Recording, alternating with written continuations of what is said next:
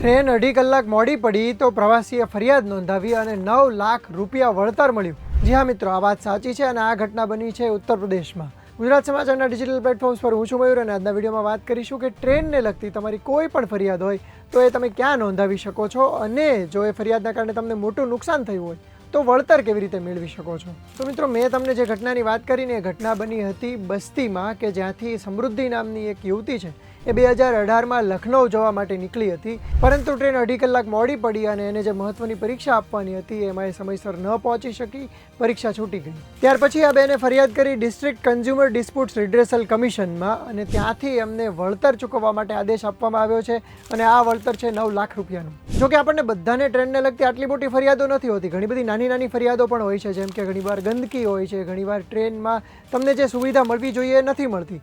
તો આવી નાની નાની ફરિયાદો કરવા માટે શું કરવાનું એ પણ આજના વિડીયોમાં સમજીશું. તો પહેલું તો તમારામાંથી ઘણા બધા લોકોને ખબર જ હશે કે તમે રેલવેના હેલ્પલાઇન નંબર ઉપર ફોન કરી શકો છો. ટ્રેન મોડી હોય, સ્ટાફનું બિહેવિયર સારું ના હોય કે પછી તમને રિફંડને રિલેટેડ સમસ્યા હોય કે બીજી કોઈ પણ સમસ્યા, ટોલ ફ્રી નંબર 139 ઉપર કોલ કરવાથી તમને એનું નિરાકરણ મળે એવી ખૂબ શક્યતા છે. આ નંબર 139 ઉપર તમે SMS પણ કરી શકો છો અને SMS માટે એક બીજો નંબર પણ આપવામાં આવ્યો છે, જે છે 9717630982. તો આ બે રસ્તા થઈ ગયા. હવે ત્રીજો રસ્તો છે, એની એક ખાસ એપ્લિકેશન છે જેનું નામ છે રેલ મદદ. તો મિત્રો, આ ઓફિશિયલ એપ તમે સૌથી પહેલાં ડાઉનલોડ કરી લો. ત્યાર પછી તમે જો અગાઉથી ડાઉનલોડ કરી હોય તો તમારે લોગિન જ કરવાનું રહેશે. જો તમે અગાઉ ડાઉનલોડ ન કરી હોય તો પહેલી વખત તમારે સાઇન અપ કરવાનું રહેશે.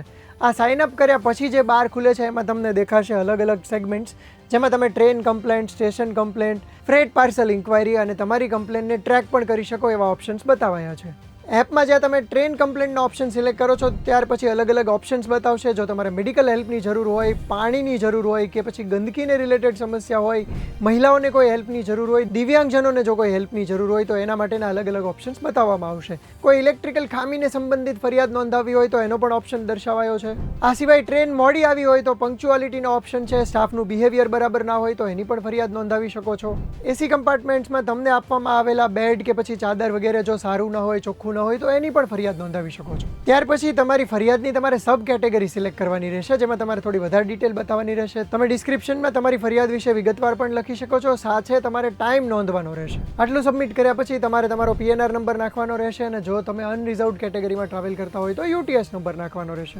ત્યાર પછી તમારી પાસે જો ઘટનાનો ફોટો કે વિડીયો હોય તો એ પણ અપલોડ કરવાની સવલત મળે છે અને આ રીતે તમે તમારી સમગ્ર ફરિયાદ દાખલ કરી શકો છો.